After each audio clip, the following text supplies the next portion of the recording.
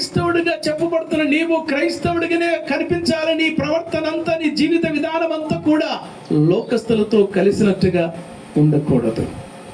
Right సంగమా, ఇక్కడ జ్ఞాపకం చేసుకుంటూ మరలా ఎక్కడికి వద్దాం ప్రియులారా? మూల వాక్యం దగ్గరికి వచ్చి ఈ మాట జ్ఞాపకం చేసుకొని యేసు ప్రభు నామాన్ని గొప్ప చేద్దాం. దేవుడికి స్తోత్రములు కలుగును గాక.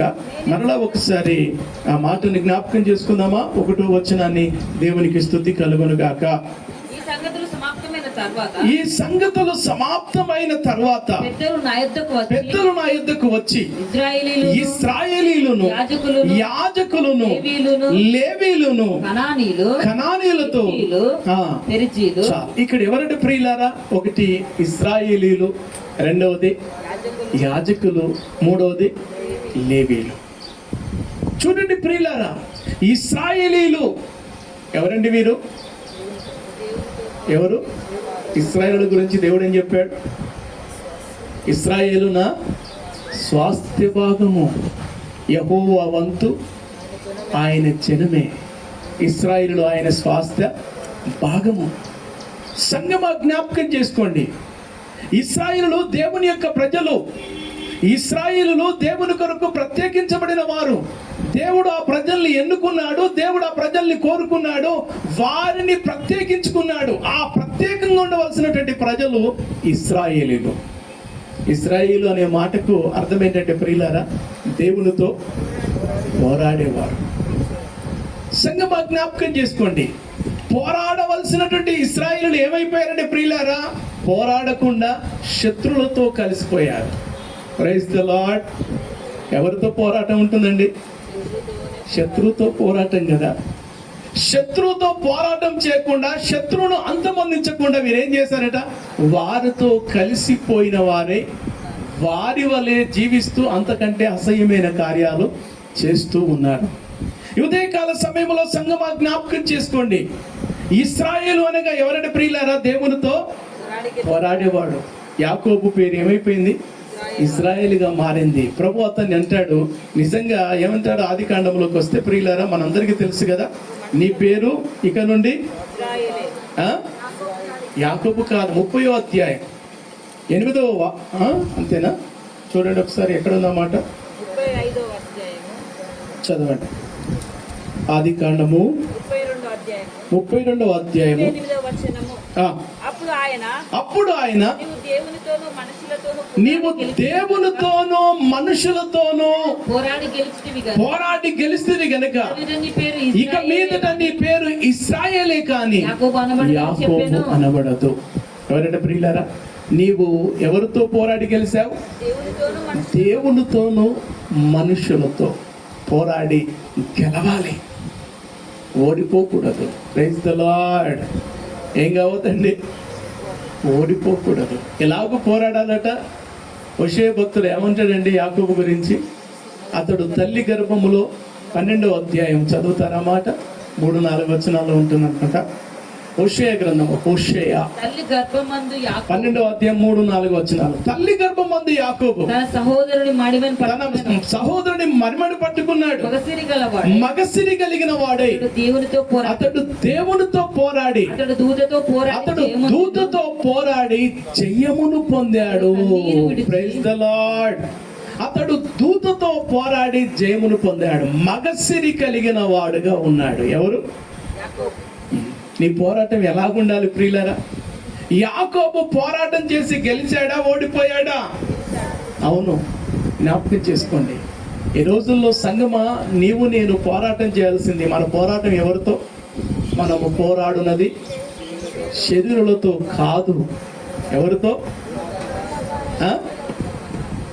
చదవండి, మీరు గట్టిగా మాట్లాడితే నాకు అర్థమవుతుంది. ముందు 2-3 వరుసలు ఉన్న వాళ్ళు షాక్ ఉండాలని చెప్పాను కదా.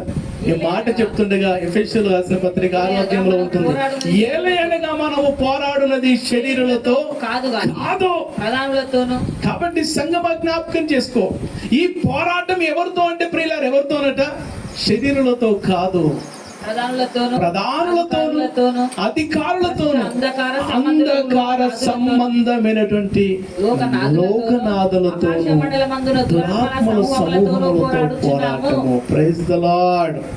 కాబట్టి ప్రియులారా, పోరాడవలసినటువంటి యొక్క ఇశ్రాయేలు ప్రజలు ఏమైపోయారంటే ప్రియులారా, వారు వీరితో పాటు కలిసి శత్రువులతో చేరారట. వేరుగా ఉండవలసిన వారు వేరుగా ఉండట్లేదు.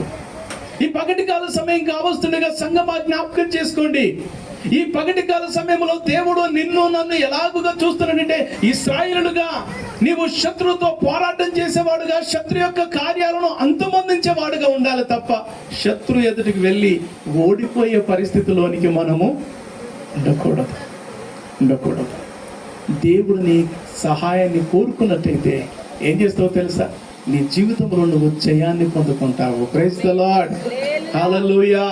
అందుకే కీర్తనకాడు ఏమంటాడో తెలుసా ప్రియులారా? ఒక మాట నేను మీకు గుర్తు చేస్తాను. 144వ కీర్తనలోకి వస్తే 1వ వాక్యాన్ని జ్ఞాపకం చేసుకుంటూ, నాకు ఆశ్రయదుర్గమగు యెహోవా సన్నుతింపబడును గాక. ఆయన నా చేతులకు యుద్ధమును నా వ్రేళ్లకు పోరాటమును నేర్పించువాడుగా ఉన్నాడు. ప్రైజ్ ది లార్డ్, హల్లెలూయా. ఏమంటున్నాడు? మళ్ళా ఒకసారి ఆ మాట చదవండి. దేవుడికి స్తోత్రం కలుగును గాక. నాకు ఆశ్రయ దుర్గమగు యెహోవా సన్నుతింపబడును గాక. ఆయన నా చేతులకు యుద్ధాన్ని నా వ్రేళ్లకు పోరాటాన్ని నేర్పించేవాడుగా ఉన్నాడు. హల్లెలూయా. అవునండి, నీకు పోరాటం ఎలాగ చేయాలో తెలియకపోతే ఏం చేయాలి? దేవుడి దగ్గరికి వెళ్తే నీకు నేర్పిస్తాడు. Praise the lord. ఎలాగూ నువ్వు పోరాటం చేయాలో, శత్రువుతో ఎలాగూ పోరాటం చేయాలో, నీ శరీరంతో నువ్వు ఎలాగూ పోరాటం చేయాలో. ప్రియులారా, ఈ లోకములో సాతానుడు మన శత్రువు అయితే, దానికంటే ప్రాముఖ్యంగా ఇంకా మన శత్రువు ఎవరంటే మన శరీరమేనట. ఏంటిదండి మన శత్రువు? శరీరమే, మన శరీరమే. ఫస్ట్ దీన్ని జయించడం మనం నేర్చుకుంటే, ప్రైజ్ ది లార్డ్, శరీరాన్ని జయించడం నేర్చుకుంటే లోకంలో అన్నిటినీ జయించినట్టే. శరీరం ఏం కోరుకుంటుంది? సుఖాన్ని కోరుకుంటుంది, కష్టాన్ని ఎంత మాత్రం కూడా ఇష్టపడదు. కాబట్టి ప్రియులారి, ఈ యొక్క ఉదయకాల సమయంలో ఆయన మాటలు వింటున్నటువంటి బిడ్డలారా జ్ఞాపకం చేసుకోండి. కీర్తనకాడు అంటున్నాడు, దావీదు అంటున్నాడు, ఏమంటున్నాడు ప్రియులారా? నాకు ఆశ్రయ దుర్గమగు యెహోవా సన్నుతింపబడును గాక. ఆయన నా చేతులకు యుద్ధమును నా వేళ్లకు పోరాటాన్ని నేర్పించేవాడు. నువ్వు ప్రభు దగ్గరికి వస్తే ఎలాగున లోకముతో నువ్వు పోరాడాలో, దాన్ని అంతమొందించాలో, శత్రువుతో పోరాడి దాన్ని లొంగ తీసుకోవాలో నీకు నేర్పిస్తాడు ఆయన. ప్రైజ్ ది లార్డ్, హల్లెలూయా. నేర్పించే దేవుడి దగ్గరికి రా. నీవు జయ జీవితాన్ని కలిగి ఉంటావు. నీ జీవితంలో ఓటమి ఉండదు. Praise the Lord, hallelujah. కాబట్టి ప్రియులారా, ఇంకొక మాటను నేను మీకు గుర్తు చేస్తాను. క్రైస్తవ జీవితంలో అపోస్తలుడైన పౌలు గారు కొరింథీ సంఘానికి మాట్లాడుతూ ఏమంటాడు? కొరింథీలకు రాసిన 2వ పత్రిక 7వ అధ్యాయము 5వ వాక్యాన్ని జ్ఞాపకం చేసుకుంటూ ప్రభునామాన్ని గొప్ప చేద్దాం. దేవునికి స్తుతి కలుగును గాక.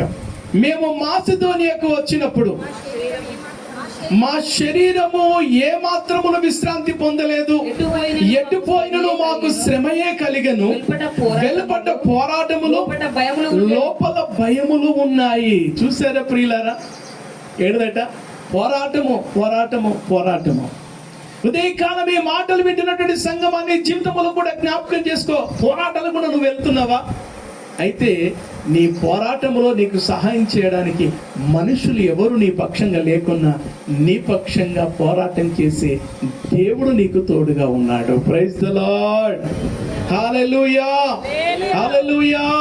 కాబట్టి సంఘం జ్ఞాపకం చేసుకోండి, పోరాటం కలుగుతుంది క్రైస్తవుడికి. అయితే ఆ పోరాటంలో ఏం పోరాటం చేస్తాను? అనవసరంగా పోరాటంలోకి వెళ్తే దెబ్బలు తగులుతాయి, ప్రాణాలే పోతాయి. సైనికులు, బాటలో ఉన్న సైనికులు ఎవరైనా సరే ప్రియులారు, యుద్ధానికి వెళ్ళేటప్పుడు అమ్మో నాకు ఏమో అవుతుందని చెప్పి పోరాడకుండా ఉంటారా? వారు ఉన్నదే అవసరమైతే ప్రాణాలనే అవును. కాబట్టి సంగమ జ్ఞాపకం చేసుకోండి, క్రైస్తవ జీవితం పోరాటాలతో కూడినది. ఈ పోరాటంలో నీవు నేను ఓడిపోకూడదు, జయించాలి, శత్రును అంతమొందించాలి. ప్రైజ్ ది లార్డ్, హల్లెలూయా. అందుకే చూడండి ప్రియులారా, ఏమంటాడు తిమోతికి రాస్తూ పౌలు భక్తుడు ఒక మంచి మాట చెప్తాడు. దేవుడి ఘనమైన నామానికి స్తోత్రం కలుగును గాక. 1 తిమోతి రాసిన పత్రిక 6వ అధ్యాయము 12వ వాక్యం. దేవునికి స్తోత్రములు కలుగును గాక. విశ్వాస సంబంధమైన మంచి పోరాటము పోరాడము. విశ్వాస సంబంధమైన మంచి పోరాటము. ఓ తిమోతి, నువ్వేం చేయాలో తెలుసా? విశ్వాస సంబంధమైన మంచి పోరాటము పోరాడము. నిత్య జీవమును చేపట్టుము. నిత్య జీవాన్ని చేపట్టు. దాన్ని పొందుటకు నీవు పిలువబడితివి. అనేక సాక్షుల ఎదుట మంచి ఒప్పుకోలు ఒప్పుకొంటివి. Praise the lord. చూడండి, ఆత్మీయ తండ్రి తన కుమారుడైన తిమోతిని ప్రోత్సహిస్తూ అంటున్నాడు. ఏమని బలపరుస్తున్నాడు? విశ్వాస సంబంధమైన మంచి పోరాటము పోరాడు. తిమోతి, విశ్వాసిగా నీ జీవితంలో ఒక పోరాటం ఉంది. అయితే నువ్వేం చేయాలి తెలుసా? మంచి పోరాటాన్ని పోరాడు.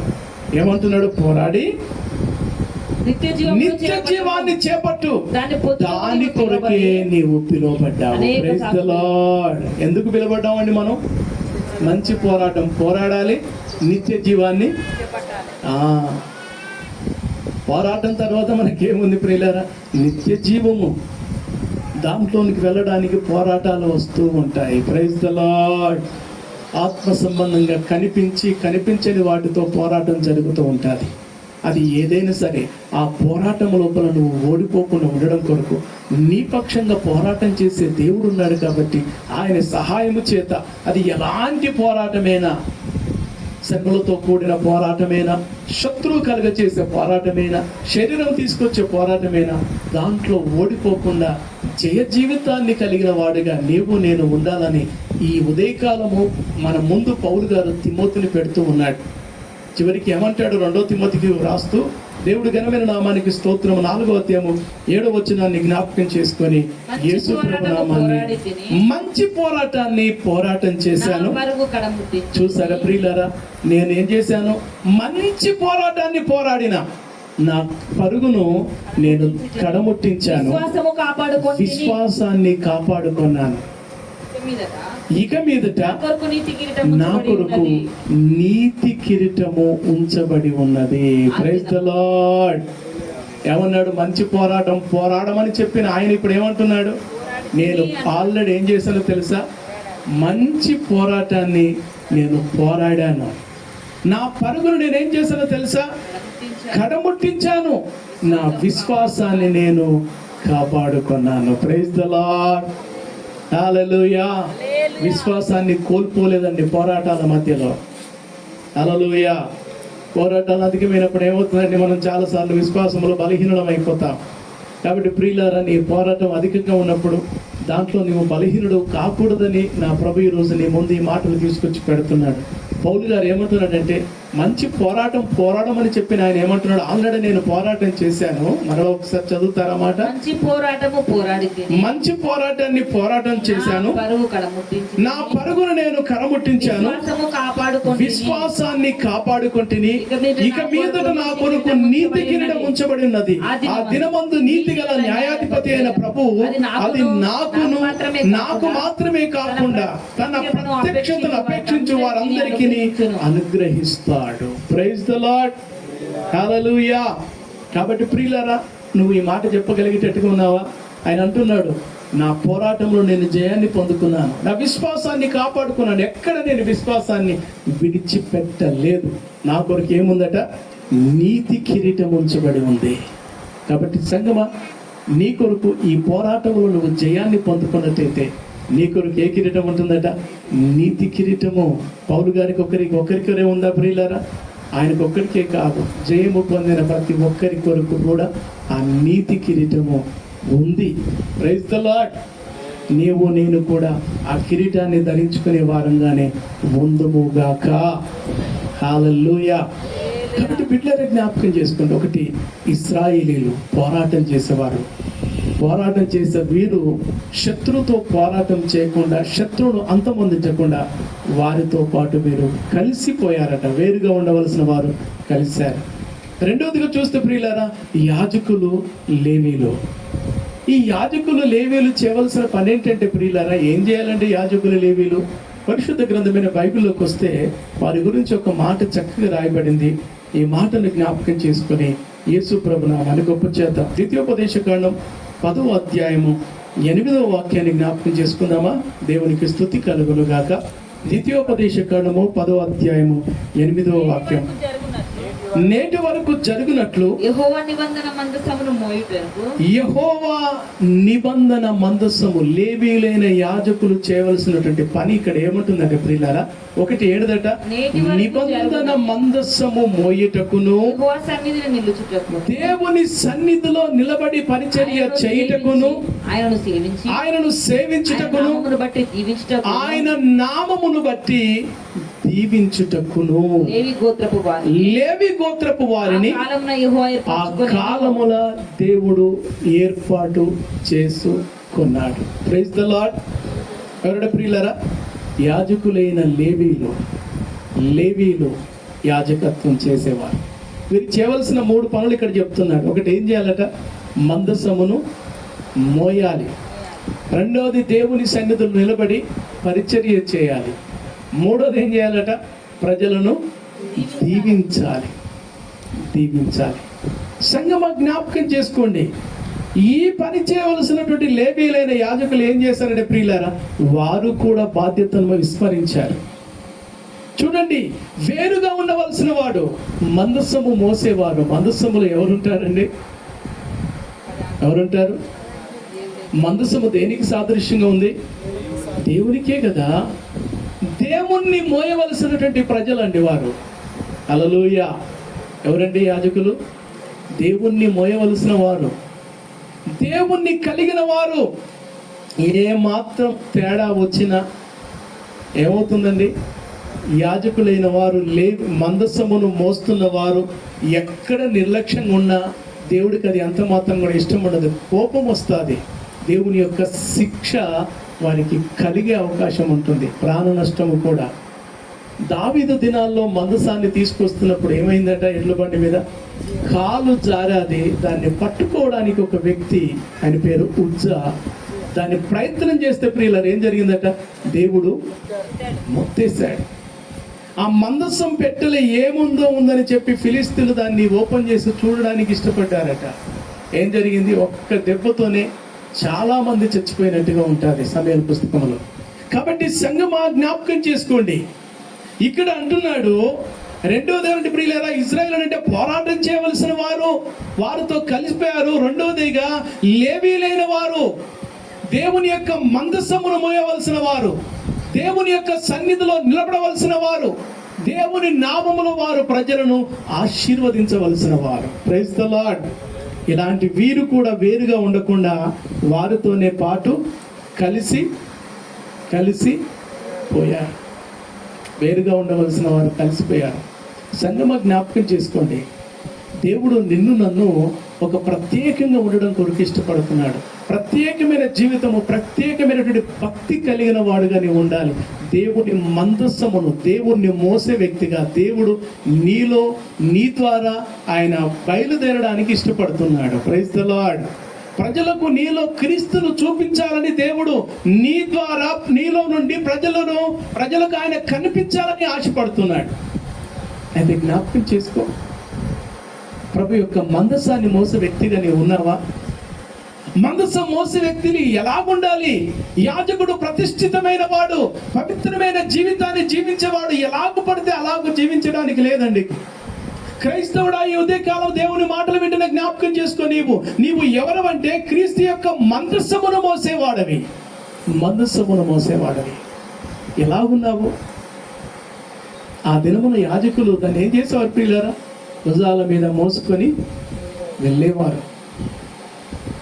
నీవు మందస్సాన్ని మోసేవాడివి. ఆ మందస్సము నీ భుజాల మీద ఉన్నప్పుడు ఏం జరిగిందంటే పరిశుద్ధ గ్రంథములు మనం చూస్తే ప్రియులారా, మందస్సము మోయిచున్న యాజకుల పాదములు ఎప్పుడైతే యోర్దాను నదిని తాకాయో ఏమైపోయింది ప్రియులారా? Praise the lord. అంత ప్రభావంతో కూడినది.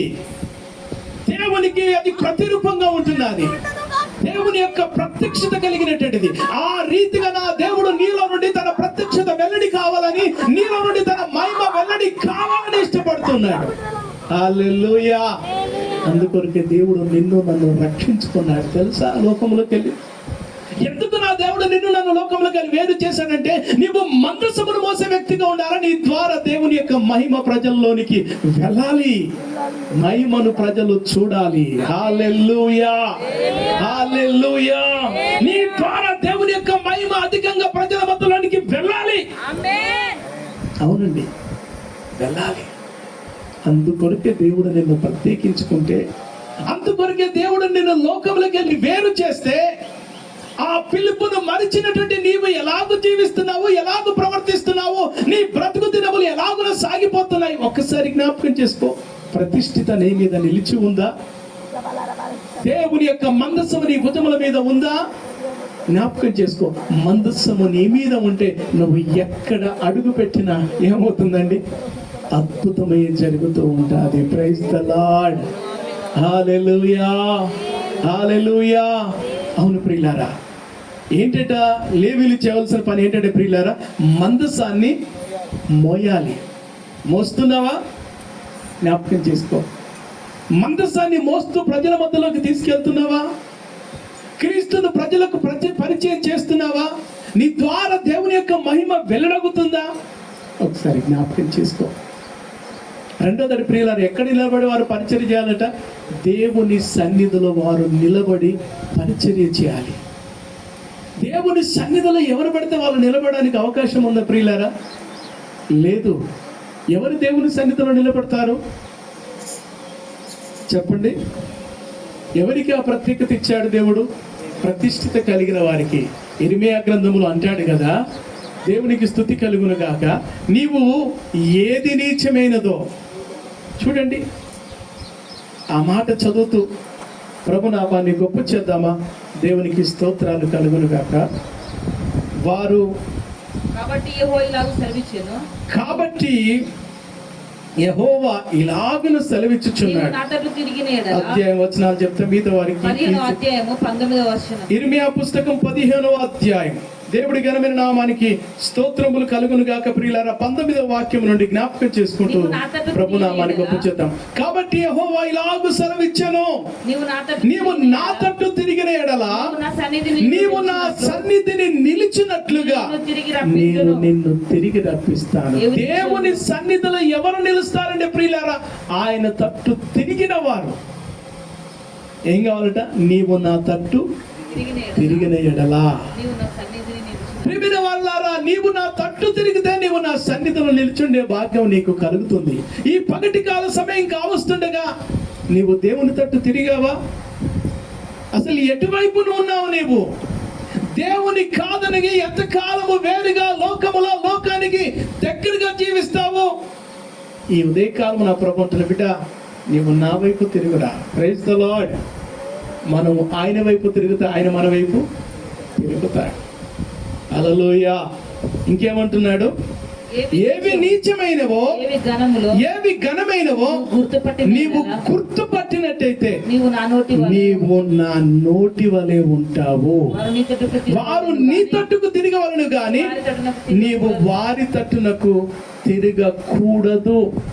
Praise the Lord. ఏంటంటే ప్రియులారా, వాళ్ళు నీ వైపు తిరగాలి, నీవు వాళ్ళ వైపు తిరగొద్దు. ఇక్కడ ఏం జరిగిందండి? ఆ 7 జాతి ప్రజలను దేవుడు వెళ్ళగొట్టి వారితో ఉండకూడదంటే వీళ్ళు ఏం చేశారు? వాళ్ళ వైపు తిరగొద్దు అంటే ఏం చేశాడు? వాళ్ళ వైపే తిరిగారు. ఎవరండి వీరు? ఇశ్రాయేలీలు, యాజకులైన లేవీలు. సంఘమా, జ్ఞాపకం చేసుకో. కొత్త నిబంధన యాజకుడు నీవు. దేవుడు నిన్ను నన్ను ఎలాగ చేశాడు? రాజులైన యాజక సమూహము. నీవు లోకస్తుల వైపు తిరగకూడదు. లోకస్తుల వలె వాళ్ళు చేసినట్టుగా చేయకూడదు. వాళ్ళ వలె ప్రవర్తించకూడదు. వాళ్ళ వలె మాట్లాడకూడదు. నీ చర్యలు అన్నీ కూడా వేరుగానే ఉండాలి. Praise the lord. అంతేకాదు, ఆయన సన్నిధిలో నిలబడాలి. ఇంకోటి ఏం చేయాలి ప్రియులారా? ఆయన నామములో ప్రజలను ఆశీర్వదించేవారుగా, దీవించేవారుగా ఉండాలి. Praise the lord. ఏం చేయాలి ప్రియులారా? దీవించాలి. దీవించాలి. నువ్వు దీవిస్తే వారు దీవించబడతారు. యాజకుడు దీవిస్తే ఆ దినమున ప్రజలు దీవించబడ్డారా లేదా? దేవుడు అందుకొరకే వారిని దీవించడం కొరకు ఏర్పాటు చేశారు లేవీలైన యాజకులను. సంఖ్యాకాండంలో చూడండి, 6వ అధ్యాయంలో అంటాడు, 22వ వాక్యం నుండి 26 వరకు మనం జ్ఞాపకం చేసుకుంటే, దేవుడి ఘనమైన నామానికి స్తోత్రములు కలుగునుగాక. ప్రియులారా, ఈ మాటలు జ్ఞాపకం చేసుకుంటూ యేసు ప్రభు నామాన్ని గొప్ప చేద్దాం. యెహోవా మోషేకి ఎలాగూ సెలవిచ్చెను, నీవు అహరోనుతోనూ అతని కుమారులతోనూ ఇలాగనము, మీరు ఇశ్రాయేలును ఇలాగు దీవింపవలెను, యెహోవా నిన్ను ఆశీర్వదించి నిన్ను కాపాడునుగాక. యెహోవా నీకు తన సన్నిధిని ప్రకాశింపచేసి నిన్ను కరుణించునుగాక. యెహోవా నీ మీద తన సన్నిధి కాంతి ఉదయింపచేసి నీకు సమాధానాన్ని కలుగచేయునుగాక. అట్లు వారు ఇశ్రాయేలు మీద నా నామమును ఉచ్చరించడం వలన నేను వారిని ఆశీర్వదించెదను. హల్లెలూయా. ఇక్కడ కూర్చున్న మీరందరూ ఏం చేసేవారు ప్రియులారా? ఏం చేసేవారట? ఆశీర్వదించేవారు, మీరు దీవించేవారు. ఆ దినమున యాజకులకు దేవుడు అట్టి, ఈ దినమున యాజకులైన వారికి కూడా అది ఉంది.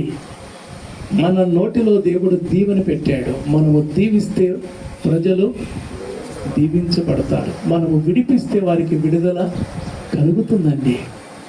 అంత గొప్ప శక్తిని నా దేవుడు నీకు ఇస్తే, అంత గొప్ప అధికారాన్ని నా దేవుడు నీకు ఇస్తే, అంత గొప్ప కృపను నీకు దేవుడు ఇస్తే, దాన్ని ఎందుకు పోగొట్టుకోవాలండి? పోగొట్టుకోవాలా?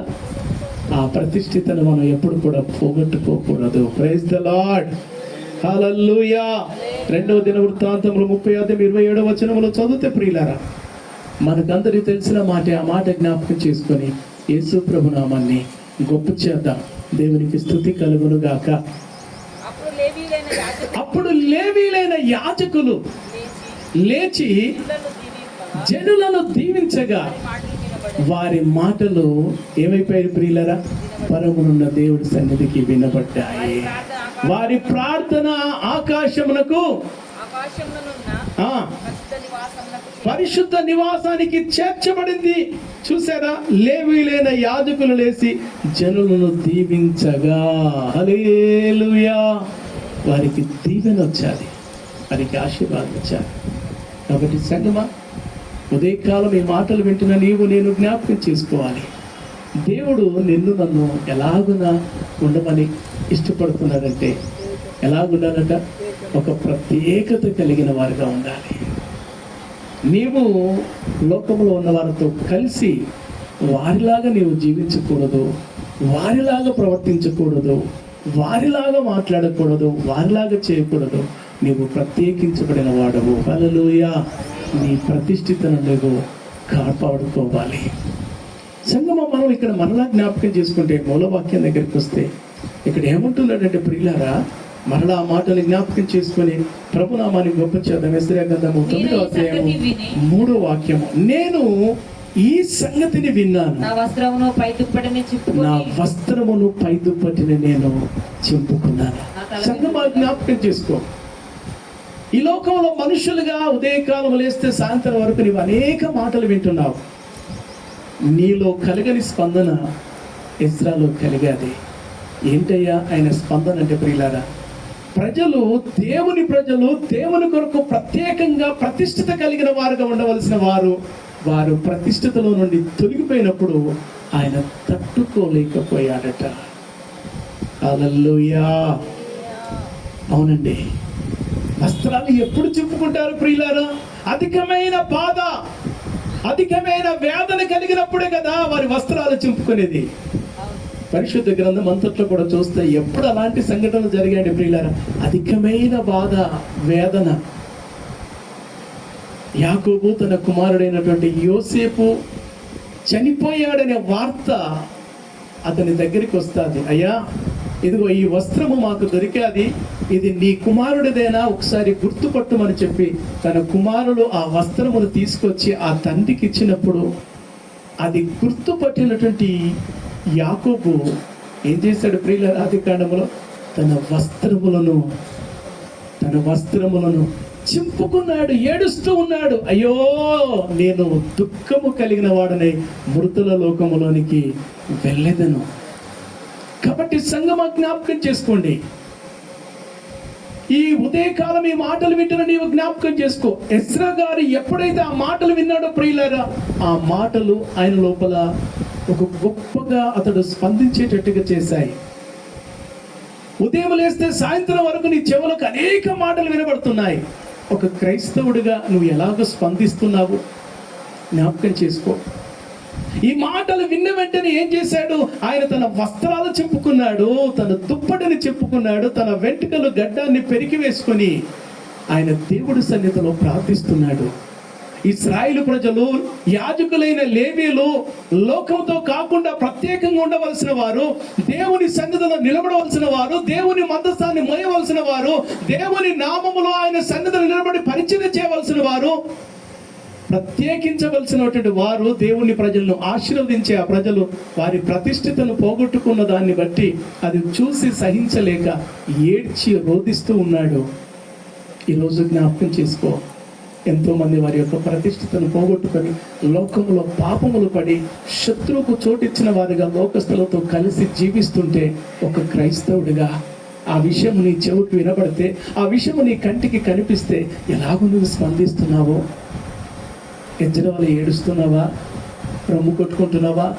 తిరిగి ప్రజలు ప్రత్యేకతలోనికి రావాలనేటువంటి యొక్క అలాంటి రోషము, ఆత్మ సంబంధమైన రోషము కలిగిన వాడిగా నీవు ఉన్నావా? ఒకసారి నీవు ఒకసారి ఆలోచన చేసుకో, పరీక్షించుకో. నీ స్పందన ఏంటి? ఈ మాటలు వింటున్న బిడ్డలారా జ్ఞాపకం చేసుకోండి. నేను ఈ సంగతి విని, ఏ సంగతి? ఇశ్రాయేలీయులు పోరాటం చేయవలసిన వారు, శత్రువును ఓడించవలసిన వారు, లోకమును ఓడించవలసిన వారు, శరీర ఇచ్చను ఓడించవలసిన వారు, శరీరానికి బానిసలుగా మారిపోయి, శరీర కార్యాలకు బానిసలుగా మారిపోయి, వ్యసనాలకు బానిసలుగా మారిపోయి జీవిస్తున్నప్పుడు ఆ మాటలు నీ చెవును పడితే నువ్వేం చేయాలి? ఒక క్రైస్తవుడిగా నీ స్పందన ఎలాగుంది? ఒకసారి పరీక్షించుకో. ఇజ్రాయేలు నువ్వు స్పందిస్తున్నావా ప్రియులారా? జ్ఞాపకం చేసుకో. దేవుని సన్నిధిలో నీవు నేను ఎలాగుండాలనేది ప్రభు ఈరోజు నీతో నాతో మాట్లాడుతుండగా మనము ఏ మాటలు విన్నా మనము జ్ఞాపకం చేసుకోవాలి. మనం ఎలాగ ప్రవర్తిస్తున్నాము? ఎజ్రా ఆ మాటలు విన్నప్పుడు అతని స్పందన ఎలాగుంది? ఈరోజు ఈ మాటలు వింటున్న నీ స్పందన ఎలాగుంది? ఒకసారి పరీక్షించుకో, పరిశీలించుకో. ఇశ్రాయేలీయులు పోరాడవలసిన వారు పోరాటం చేయట్లేదు. మరి నీవు? ఇశ్రాయేలీయులు దేవుని సన్నిధిలో నిలబడాల్సిన వారు, యాజకులైన లేవీయులు వారు మందస్సాన్ని మోయవలసిన వారు, దేవుని సన్నిధిలో నిలబడవలసిన వారు, దేవుని నామముల ప్రజల్ని ఆశీర్వదించవలసిన వారు, వారు ప్రత్యేకంగా లేకుండా ప్రజలతో కలిసిపోయారట. ఈరోజు నీవు నేను ఎలాగుంటున్నాము ఒకసారి పరిశీలించుకుందాం. ఈ మాటలు విన్న నీవు నేను కళ్ళు మూసుకుందామా? ఒకసారి తిరిగి ఆ మాటల్ని మనం జ్ఞాపకం చేసుకుంటూ ప్రభునామాన్ని గొప్ప చేద్దాం. దేవుడికి స్తోత్రములు కలుగునుగా.